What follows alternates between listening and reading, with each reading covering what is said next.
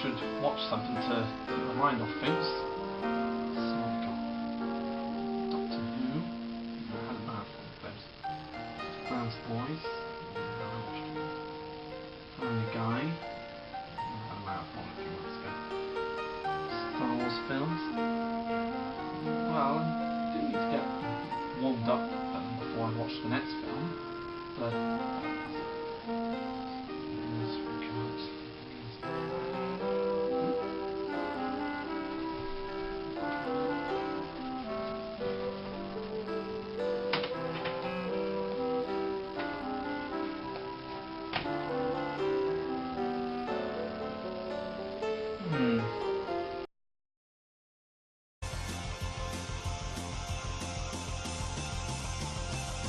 totally worth it.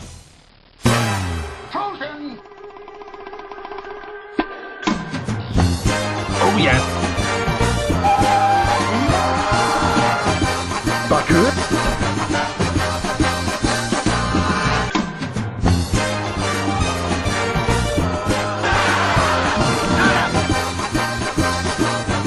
Why doesn't anybody ever want to meet Ringo?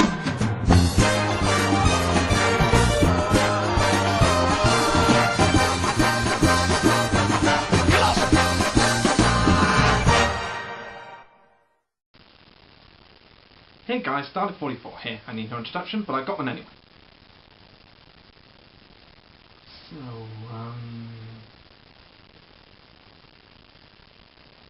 who else here thinks Power Rangers is awesome?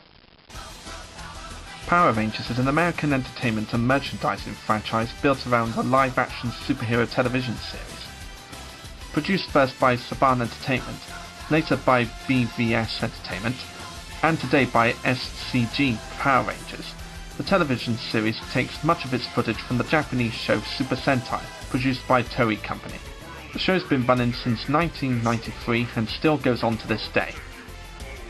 With over 24 television seasons, 20 different themed series and 3 theatrical releases from 1995, 1997 and 2017. And today we're going to be looking at the Power Rangers show that I was introduced to in my childhood, Mighty Morphin Power Rangers.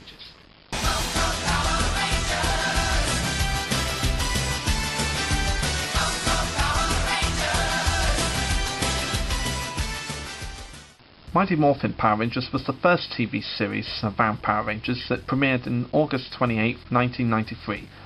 The show took much of its stock footage from the Japanese TV series Kyoryu Sentai Zyuranger. Sorry, I can't pronounce these things very well. It ran for 3 seasons on television in the early 90s before moving on to the next season, Zeo. 27 years later, how are my thoughts on Power Rangers now compared to how they were when I first saw the show? Well, let's dive right in. After 10,000 years of imprisonment, the evil sorceress Rita Repulsa and her loyal minions are freed when astronauts on a routine mission in space accidentally open her dumpster prison on the moon, which is sunny for some reason.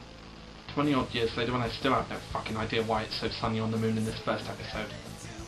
Filled with rage, Rita decides to conquer the nearest planet, Earth. But her arch-nemesis, the heroic sage Zordon, has been patiently waiting in preparation for this day.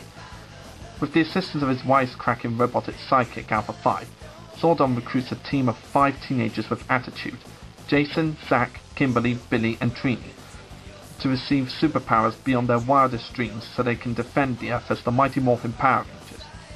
Aided by giant robotic vehicles modelled after dinosaurs called Zords, the Power Rangers fight back against the evil alien hordes of Rita Repulsa. And pretty much each episode of the show is Rita using one monster at a time instead of building an army of them to fight the Rangers, and then the Rangers defeat her embarrassingly. So that's the story of Mighty Morphin Power Rangers in a nutshell. So what I would think of it now compared to when I first saw it as a kid. It's still an awesome show in my opinion. Not up there with Sonic Sat AM or some of the other shows that I've watched, like Batman the Animated Series, but it still kicks ass. As I said before, this show takes a lot of stock footage from the original Sentai series, while putting in some American footage as well. The American footage would usually have the Rangers going about their everyday lives in the city of Angel Grove, as well as the command center where Zordon and Alpha are, while most of the monster fight scenes would be taken from the Sentai series this was based on. and the majority of the Sentai footage would centre around Rita and her minions. So if creating stories from a Japanese show was a real challenge, then how are the characters of this series? And there were quite a few characters in the first season of Power Rangers, so I'll go through them one by one. There's the original Red Ranger, Jason Lee Scott, played by Austin St. John. He's sort of the tough guy of the series, and a martial artist who takes up a lot of martial arts skills. He's a strong, fearless leader who leads his team into battle and victory. The original Yellow Ranger, Trini, played by the late Tai Trang, did I say that correctly? Is close friends with Jason, Zach, Billy and Kimberly. Generally soft-spoken and polite, Trini is a calm and wise person. She's an environmentalist, and is prepared to both push herself and put herself in danger for those she loves. The original Black Ranger, Zach, played by Walter Jones, is quick-witted and clever, and relies on a combination of skill, strength, and agility to win his battles. In his spare time, he likes to dance to hip-hop music, and there's even times where he takes part in the hip-hop competitions. The original Pink Ranger, Kimberly, played by Amy Jo Johnson, is the first Pink Ranger of the series, and many fanboys' favourite Pink Ranger. She is a capable gymnast and was often shown training and using her abilities in fights against Rita's forces, as she fought with a blend of gymnastic manoeuvres, elbows and kicks. She often uses the environment around her as a springboard for her attacks and is often needed to defeat monsters with visible weaknesses. Kimberly has become a fan favourite Pink Ranger for many fanboys of Power Rangers, including myself. And as I said, she's become a fan favourite for a lot of Power Ranger fanboys. And even fangirls wanted to do cosplay of her. And who could blame us? She looks damn hot in that Pink Ranger suit. The original Blue Ranger, Billy, played by David Yost, is the brainiac of the bunch. He began the series as a stereotypical nerd. The other Rangers, especially Trini, defended him loyally, but Billy later evolved to become a stronger individual. He was one of the top members of Angel Grove's High Science Club and often helped its younger members with their experiments. He would often speak in a way that most of the other kids in Angel Grove couldn't understand except for Trini. So whenever he said something that was very intelligent to describe something, everyone would always count on Trini to translate what he was saying for them. And I'm just going to say this right now, when I was a kid I always used to love the Blue Ranger. Not just because blue is my favourite colour, but I think it was also because the helmet kind of looked like he was wearing sunglasses at the time. The original Green and Sith Ranger, Tommy Oliver, played by Jason David Frank, was first introduced into the show with the 5-part episode Green with Evil as a new student at Angel Grove High School. In his first appearance he was cast under a spell by Rita Repulsa to become the evil Green Ranger and help her destroy the Power Rangers. And her plan nearly succeeded until the Rangers broke the spell and Tommy became a member of the team. Tommy, played by Jason David Frank, has become a fan favourite among the fangirls of Power Rangers, and a lot of people consider him to be one of the best Rangers in the entire series. And I have to agree with them.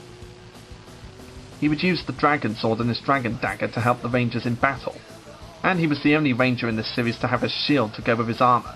And it's quite questionable why his shield in the Sentai footage looks realistic when the shield in the American footage is obviously a piece of cloth.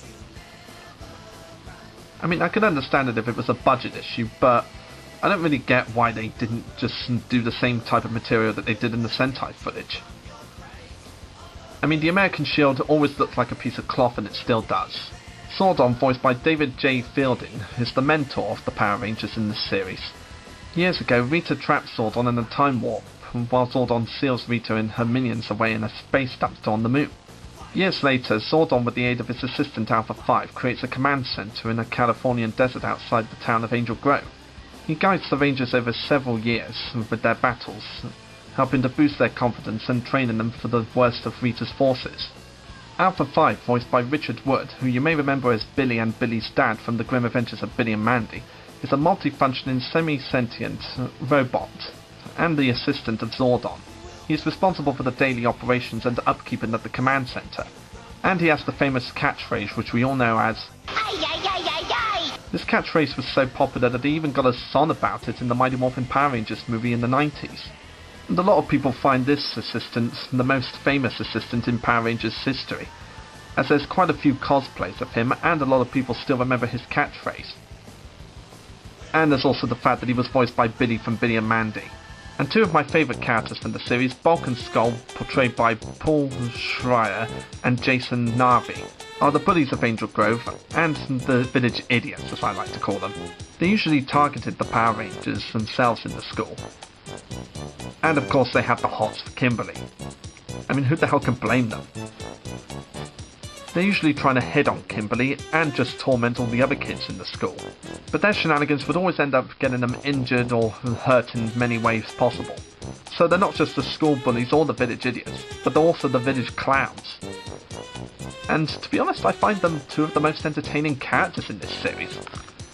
I mean, every time I watch an episode, I always love seeing what these guys are going to get up to next. And call me crazy here, but I personally think that they should have gotten their own TV series. I mean, how cool would that be to see a TV series with Bulk and Skull? It'll probably be like an American version of Chucklevision. That'd just be so awesome to see. Other supporting characters include Ernie, the owner and proprietor of the youth centre, played by the late Richard Ginell. He could often be seen behind the counter of the juice bar and would sometimes dispense advice to the teens. There was also Mr. Kaplan, the stern principal of Angel Grove High School, and Mrs. Appleby, the teacher of the school. And then there's the main villain of the first season, Rita Repulsa, voiced by Barbara Goodison. Rita is a witch who uses her magic powers to create monsters and cast spells over her enemies. Most of her plans would usually involve creating new monsters with the help of her monster maker Finster to defeat the Rangers, and other plans would involve her casting spells on the Rangers to bring their spirits down. And a lot of the time, a majority of her plans just seem very cartoonish. And even the way she moves, she almost feels like she's going to turn into a cartoon character any second now. And what makes her so memorable in the show is the fact that she's so freaking entertaining.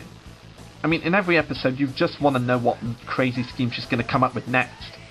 And every time she's defeated, she's frequently taking her rage out on her minions and whining about her frequent headaches. Why don't I ever get to win? It's just not fair! Rita has become one of the most iconic villains in the Power Rangers history since she was first introduced to the show. Even though she's dubbed pretty badly, now that you look at it years later. Like some scenes you would see some dialogue coming out of her mouth that somehow fitted some of the footage that was shown, but a majority of the time, a lot of the stuff that was coming out of her mouth just didn't sync in with her lip movements. I suppose that's why a majority of the Power Rangers villains they use from Sentai now have masks over them, so they don't have the same lip syncing problems. The same sort of lip syncing problems would also go with the other villain, Scorpina, another one of Rita's minions. But besides all that, Rita is one of the most entertaining and most memorable Power Rangers villains of all time, as well as being the first Queen of Evil. Then there's her minion, Skoldar, who is the tough guy of the group and the strongest fighter in her forces. And it almost seems like he could have overthrown Rita and become the new Master of Evil, since he was the only competent person on the team. And he was always able to swat the Rangers around like flies in the first season, so you could say that Goldar is undefeatable in the first season of the show. Though one odd thing about Goldar through season 1 is his voice changing. Of course it was the same voice actor that did his voice, but have you ever noticed in most episodes of season 1 his voice kept varying? I'll lead them down and make the earth yours, Empress. Understand one thing, you pathetic little human. I can finish you off anytime I choose. I guess this was because the actor was trying to find the right voice to make that wouldn't hurt his throat so much. So yeah, it's not a bad thing, but it's definitely noticeable these days. In fact, when I was a kid, I used to think that he kept getting voiced by different actors back then. Another strange thing about Goldar is the fact that in the first episode he was first shown with his wings, then for the rest of season 1 he had no wings, then he went back to having wings when Lord Zedd gave them back to him in season 2. I wouldn't mind so much, except they never explained what the hell happened to his wings after the first episode. I mean, come on guys, can't you give us an explanation for it at least? There's also Scorpina, who first appeared in the Green with Evil episodes, one of Rita's new minions who comes to help after the Green Ranger is created. And a lot of fans have implied that she and Goldar may have a thing for each other, since a lot of the scenes they're in have the two of them together.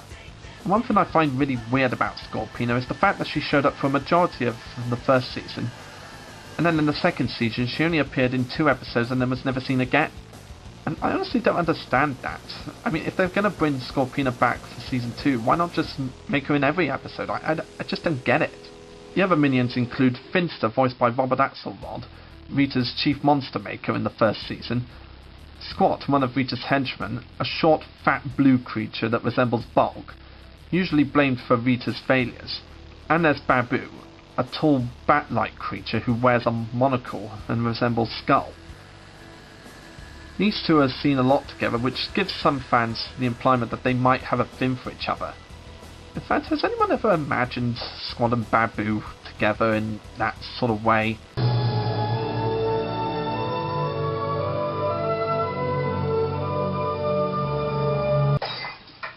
You know what, actually I don't want to think about it now. The majority of the Rita battles would often be assisted by Rita's Putty patrollers, warriors made out of clay who act as Rita's foot soldiers. They're often seen sent to wear the Rangers down before the monster battle, and they were pretty easy to defeat since they were thick as a brick. Because this was made in the early 90s, no CG was used in the show, only practical effects. The only effects that were added in were just sort of light shows and lightning effects. Some would say that it looks pretty cheap and dated by today's standards. Sure, the monsters may now obviously just be some guys in costumes, but look at it this way. You know they're actually there. Most live action shows you see today, including future Power Rangers, have a lot of CG moments in it.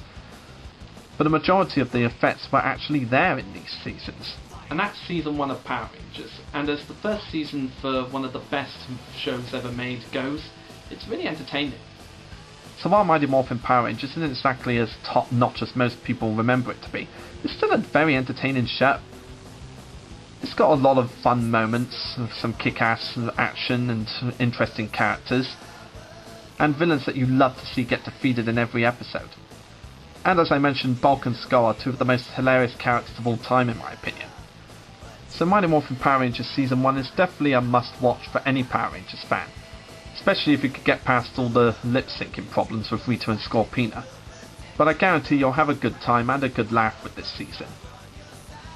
With the success of Power Rangers Season 1, Saban wasted no time in creating Season 2 of Mighty Morphin Power Rangers. Season 2 of Mighty Morphin Power Rangers aired from 1994 to 1995. And unlike the first season of Power Rangers, it used more original American footage compared to using Sentai footage. So what's the story of Season 2 of Mighty Morphin Power Rangers? Well, it's kind of the same as the first season, you know, like the teens team up and fight monsters sent down by the villains. But in this season, there's a new main villain. Tired of Rita Repulsa's failure to conquer Earth, her boss, Lord Zedd, steps in to take matters into his own hands. Determined to rid the universe of the Power Rangers once and for all, Zedd has at his disposal an entire arsenal of monsters created out of earthly plants and animals. To battle his new and greater powers, along with the new Zords modelled after mythological creatures, the Thunder Zords.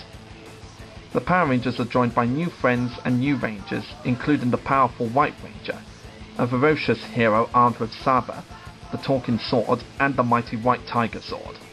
So how was Season 2 of Mighty Morphin Power Rangers compared to the first season? I personally say it's better than the first season. As I said, Season 2 of Mighty Morphin Power Rangers used more original American footage since they were running out of Sentai footage for the particular seasons they were using for Mighty Morphin. And plus there's only so many times you could keep reusing the same stock footage of the bad guys trying to take over the world. Also, in the middle of the second season, 3 of the original Rangers were replaced by 3 new actors. The original Red, and Black Rangers actors left the show for some reasons. I guess they wanted to move on to bigger projects at the time, so they were replaced with 3 new actors. Karen Ashley as Aisha, the new Yellow Ranger, Steve Cardenas as Rocky, the new Red Ranger, and Johnny Yon Bosch as Adam, the new Black Ranger. Another thing to note about Power Rangers is that for Season 1 the black kid was put in a black suit and the Asian kid was put in a yellow suit, which back then and even today wouldn't be exactly politically correct. But I don't think that was the real reason the original actors left. I personally think it was more for them to be wanting to go on to bigger projects than this. Another huge change in this season is Tommy as the Green Ranger.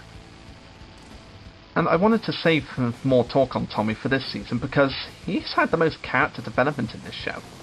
Halfway through Season 1 of Power Rangers, Rita Repulsa used a green candle to extinguish Tommy's Green Ranger powers, which meant he was no longer a Ranger for a while. And then before the final episodes of Season 1, Tommy returned as the Green Ranger thanks to Zordon.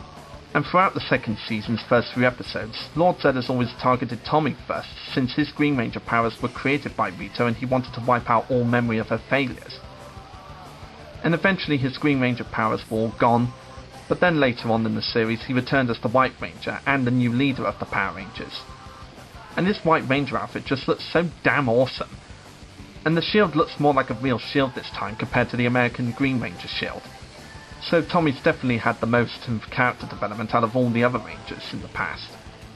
Another huge change for this season is Bulk and Skull going from regular bullies and idiots to being investigators of the Power Rangers as well as the idiots we know them for. Bulk and Skull have always been one of my favourite aspects of the show. And watching them again years later, it's still kinda hard not to laugh at these guys. Ever since the Rangers saved them from Zedd's new army of Putties, the two decided to find out the Power Rangers' secret identity. And all of their appearances in Season 2 is just the two going through harebrained schemes to find out their secret identities. With no success, of course. And it's quite nice to see these two move on from bullies to investigators. Unsuccessful ones as well. And of course, as you'd expect, they're still the hilarious duo we know them for. Having Bulk and Skull try and find out the secret identity of the Power Rangers for the second season is kind of a step up for them from them just being the everyday bullies that stupid stuff happens to them every time they want to be bullies. Of course the stupid stuff still happens to them, but it's still entertaining because they keep it fresh and new. Now let's talk about the main highlight of Season 2, Lord Zedd himself. The first American created villain for Power Rangers. And this guy just looks awesome. As you may remember, I put him on a list for my top 10 scariest nostalgic characters list. And I've listed a number of the reasons why he's on the list, which I'm going to explain again for why he's so awesome. I mean, the second you look at this guy in the first episode, you can immediately tell that he's a bigger threat than Rita. I mean, just look at him. He's got a metal mask with a permanent grin on it, and a hole at the top exposing his brain. A muscular body, metal bones, and tubes carrying liquid all over his body. Obviously this guy looks like a more serious threat than the Sorceress who has the same wardrobe as Queen Amidala from Star Wars. And he's become an iconic villain in the Power Rangers franchise. Arguably the best villain in the show. American voice actor Robert Axelrod came in to voice Lord Zedd, and he just suits the part really well. As we all know, most of the Power Rangers villains from today would have a deep, gravelly voice that has no emotions to it. But with Robert Axelrod, he was able to put in emotions to the gravelly voice. So while he still had that gravelly voice, Zedd was able to throw out different emotions with that voice. Oh, Lord Zedd, give me another chance! I will not fail again! Quiet! Those Power Rangers are nothing but mere infants! You were defeated by children! You dare call yourself an empress of evil? You are not fit to destroy a country! And I should also point out that Robert Axelrod also voices Finster the Monster Maker from Season 1 onwards. And he was also the voice of Lokar, a one-time villain in Season 1. Lord Zedd's also got that fuck-off big sword and Serpentera, which makes the Power Rangers swords look like micro-machines. And it has the ability to destroy an entire planet. So you could say that Serpentera is the Lord Zedd equivalent of the Death Star. But it's a good job that its AA batteries run out every 5 minutes, or else the planet would be burnt to a crisp by now.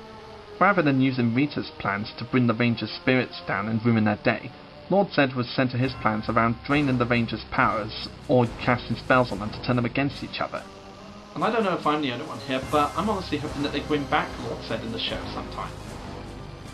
Maybe not for an entire season, but a one-off special or movie would do me just fine. It'd just be awesome to see Lord Zedd on the show again. As I said, because Lord Zedd was the first American created villain for Power Rangers, a majority of the season would be original American footage compared to Sentai footage. Though with the episodes with the Green Rangers, some original Sentai footage was filmed at Saban's request, while the majority of the rest of the season was all American footage, mixed in with some Sentai footage. But mostly American footage. Lord Zedd also brings in a new army of Putties that are more dangerous than Rita's Putties, And while these putties were tougher than the other putties, they were pretty easy to beat. I mean, all you had to do is punch or kick the Zedd on their chest, and then they'd fall apart. Yeah, that's kind of a dumb weakness for these warriors, isn't it? But it's also to see them break into bits. When Lord Zedd was first introduced, parents wrote in to complain that he was too scary for a kids' show. So came the episode The Wedding, where they brought back Rita Repulsa and had her marry Zedd. And while Rita was gone for most of Season 2, she did return near the end of Season 2 when she slipped this love potion to Lord Zedd, making him fall in love with her and marry her. And some say that this is when Lord Zedd stops being awesome, because he starts to become more of a goof rather than the badass that he was in the first episodes of Season 2. Why did I marry her anyway? Good question. What? Some people may either hate or like the new Zedd from The Wedding onwards, but I'm one of those few who kind of enjoys Zedd after he turns to goofiness, because he's still a badass villain. It's really hilarious to see his banter with Rita. It's just so freaking hilarious. Plus, as Season 2 goes on after their wedding, and Season 3, the two become an even bigger threat together than either one of them did alone. But we'll get to that when we get to that. While Barbara Goodson carried on voicing Rita Repulsa in the second season of Power Rangers onwards, Carla Perez did her physical performance since they stopped using the Sentai footage. The visual effects from Season 2 is pretty much the same as the visual effects from Season 1, with some added additions like lasers and explosions, and the realistic effects like the monsters and the Zords. Of course, the monsters don't look that realistic these days, but they're really there. And some of the monsters that Zedd's created are pretty creative and have their own quirky funniness about them. I especially love the Octophantom's weakness of being very vain and loves looking at himself in the mirror. That's pretty hilarious if you ask me. Season 2 of Mighty Morphin Power Rangers is definitely a big step up from the first season, with an American villain, more original footage, a new White Ranger, and some more kick-ass moments that made the show kick-ass. It gets darker as Lord Zedd is introduced, and then goes back to its lighter tone when he marries Rita Repulsa. The stakes are higher for the Rangers, and the action scenes are more awesome than ever. It's a great season to add to your collection, especially if you're a Power Rangers fan. After Season 2 ended, Saban wasted no time in creating the third season of Mighty Morphin Power Rangers. Season 3 of Mighty Morphin Power Rangers aired in 1995, and was the final season of the Mighty Morphin era before they would move on to the Zeo era. So how's Season 3 compared to the first two seasons of the show? Well, let's dive right in. As the battle rages on, the Power Rangers are forced to go on a quest to seek out a Fable Master Ninja, Ninjor. Ninjor teaches them the art of ninja, giving them new powers and abilities, as well as joining the team himself. Assisted by their new Ninja Zords, the Rangers are ready to do battle with Lord Zedd and Rita. But the forces of evil are also reinforced as Rita's brother, Rita Revolto, and her father, Master Vile, arrive on the moon. I swear that each season of Mighty Morphin Power Rangers just gets better and better with every episode. This season came out sometime after the Mighty Morphin Power Rangers movie, which did the ninja powers thing. But because the movie didn't do so well in the box office, they had to redo the backstory of the ninja powers for this season. Once again, Bulk and Skull go through a new character development in this season, as they move on from trying to find the secret identities of the Power Rangers to joining the police force in Angel Grove to impress the girls. And thanks to the efforts of their superior officer, Lieutenant Stone, the duo become good-natured goots. And it's hilarious to see them get into shape in the police academy training.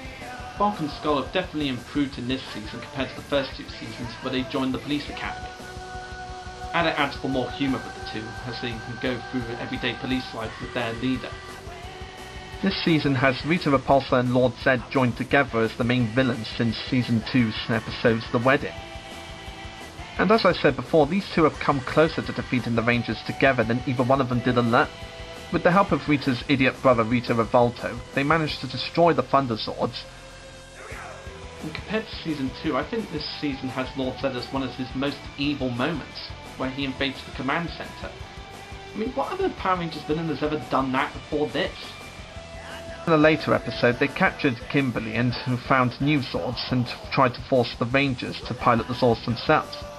And rather than creating some new monsters to pilot the Zords for them, they captured Kimberly and drained the power out of her and used her as a bargain for the Rangers to force them to pilot the Zords to get her back. And just to rub more salt in their wounds, Lord Zedd forces them to teleport him to their command center to give his commands. And let's be honest here, that is the most awesome moment that Lord Zedd's ever had in this season. And even though he was goofy in this season, he was still a badass.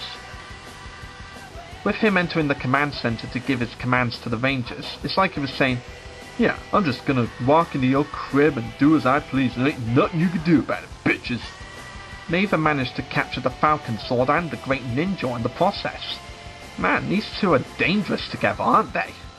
Another new character for this season is Ninja, voiced by Kirk Strass, the creator of the original 5 power coins and dinosaurs that were used by the original 5 Power Rangers, even though it was Zordon who distributed them.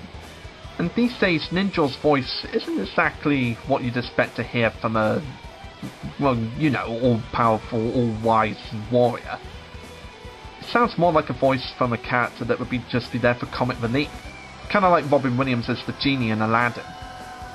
Yeah, it's pretty funny, but not exactly wise and sagey and noble as you'd expect it to be. But he does offer some great help to the Rangers, and he looks pretty cool as well. Halfway through this season, a new Pink Ranger was brought in, with Catherine, played by Catherine Sutherland. She originally started off as an evil minion for Rita's plan to destroy the Rangers, but as soon as her spell breaks, Catherine sees the error of his ways and gets the Pink Ranger coin back. And after Kimberly leaves the team to go perform in the dancing trials, she gives Catherine the pink power coin and trusts her with the Pink Ranger powers. And while I did miss Kimberly being in the seasons, I do find Catherine a new interest in Pink Ranger, and she is very different from Kimberly, so she's not just a cardboard cutout copy of the original Pink Ranger. I also love the fact that she's Australian, it just gives more variety to the team. And the new villains introduced in this season were Rita's idiotic brother Rito Revolto, voiced by Bob Pappenbrook. Rito is a skeleton who bears no resemblance to his sister whatsoever. So it's kinda hard to believe that they're brothers and sisters. But because of the writing, you do believe that they are brothers and sisters. Rito may be tough against the Rangers, but he's also a complete goofball. Sometimes coming out on top, but most of the time just messing up Rito and Zedd's plans. Rito is definitely one of those entertainingly idiotic characters who's so stupid, but you've got to admire. And if I'm honest, there's not really much of a family resemblance between him and Rito besides similar names. But he's still really entertaining. And one great thing to note about this guy is the fact that he keeps calling Lord Zedd Ed. It's Zedd, you blinking bucket of bolts! Lord Zedd! Which is a reference to Ed Neal, the guy who portrayed Lord Zedd wearing the costume while Robert Axelrod provided the voice. And he and Goldar have become a new comedy duo for this season since Goldar started to get a bit more goofier compared to the first 2 seasons. A lot of fans really hate this because they love Goldar as the badass he was in season 1. So a lot of his goofiness in this season and the next few seasons isn't exactly funny. But Rito's the only funny part of that duo because he's the character that's supposed to be a goofy idiot. And he offers for some great laughs in this season. As well as 2 new villains, Rito and Zedd also got new warriors in the Tenga Warriors, crow-like soldiers that are able to speak. When Rito Revolto arrived on the moon, he took them with him as a wedding gift to Rito and Zedd, and they replaced Zedd's Putties in attacking the Power Rangers. The Rangers normally use their Ninja Ranger powers to fight them. Unlike the Putties, the Tenga Warriors are not expendable and when they return to the moon when defeated. The Tengas originated in the Mighty Morphin Power Rangers movie, going by the name Tengu Warriors, under the command of Ivan Ooze. The name changed between the movie and the TV series because of copyright complications with the movie's producer, 20th Century Fox. Near the end of the 3rd season, after Cat was introduced, they introduced another new villain named Master Vile, Rita Repulsa's dad. He was a tall demon-like being who used a magic wand. His home planet is called Gamma Vile, which was in the M51 galaxy. His personality is that of a grouchy old man. He's a very cunning villain overall, but is very comical. Master Vile and Lord Zedd have an ominous dislike for each other. evident when Vile found out Rita married Zedd and was very furious with her for it. And some say that Master Vile was brought in a little too late to really gain a cult following. But a lot of people do kind of like him, since they do give him a lot of good episodes to show off his personality. And the fact that his first episode was a multi-part story, which helps bring off his personality. And it's often hilarious to see him and Lord Zedd get at each other's throats. Master Vile arrived on the moon in search of the legendary Zero Crystal, and he nearly succeeded with his plan until the Rangers defeated him.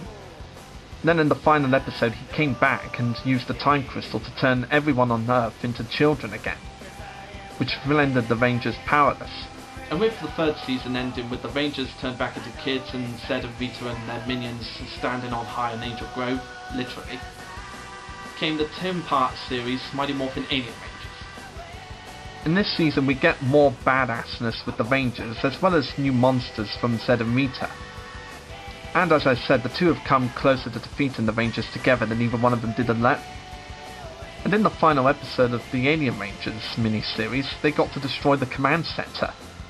And about midway in the series, we got a Christmas episode called I'm Dreaming of a White Ranger, which is without a doubt one of the best episodes in the series. Because it's quite interesting to see the Rangers go through the whole battle without morphing into their Ranger suits.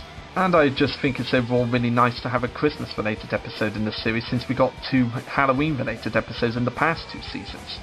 And it's a little more exciting than watching Zalfa's Magical Christmas. I mean, no offense to any of the fans of the Zalfa's Magical Christmas VHS special, but I'm Dreaming of a White Ranger is just more action packed and more exciting. The visual effects in season 3 are pretty much the same as the first 2 seasons, with the practical effects as well as some additional effects like lasers and explosions and whatnot. And like season 2, this has mostly original American footage mixed in with some Sentai footage. And it's understandable why they used mostly American footage, because after the first Sentai, they didn't have any more of the Mighty Morphin, so they had to do the American footage with the Mighty Morphin Rangers. And this was also the first time a Power Rangers season ended on a cliffhanger, with the Rangers powerless and the command center destroyed, looking like Zedd and Rita had won. Now, ending the series with the command center being destroyed was just edgy for Power Rangers, since most of the seasons had a happy ending. And this was really edgy back then for Power Rangers. Of course this cliffhanger would be resolved in the next season, Power Rangers Zeo. But we'll get to that eventually. And the franchise didn't stop there, as we carried on with Zeo, Turbo, In Space, and many others that I don't really need to mention. But as starter seasons go, Mighty Morphin was really good to me, and for me it still holds up to this day. Despite getting past the obvious bad lip syncing for Rita in the first season and obvious costumes and effects that were so 90s, but you still got to admire it if you grew up with it. So in my opinion, Mighty Morphin Power Rangers was a great introduction to the Power Rangers franchise. It's got laughs, great characters, memorable villains, and a lot of slapstick and great comedy to boot. If you're a fan of the original Power Rangers or have kids who are fans of the new Power Rangers, then I'd highly recommend getting these 3 seasons of Power Rangers to show your kids where it all began. You'll get some great action, great entertainment, and a few laughs or 2 out of it. And I guarantee that if you're a Power Rangers fan, old or new, then it's definitely worth the watch. And if you're a Power Rangers fan, then I'd highly recommend this first season for your generation and the new generation that loves Power Rangers from today. It'll be a nice way to get them started on how Power Rangers came to be. I'm Dalek44, and I'll see you next time, folks. I love Lord Zedd so much. I wonder if they ever will bring him back in the show. I guess we'll have to wait and see.